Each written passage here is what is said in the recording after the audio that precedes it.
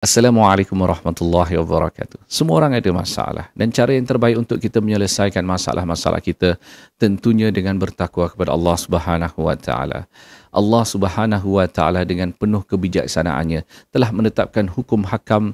Sebagai contoh, kita bergaduh adik-beradik tentang harta pusaka.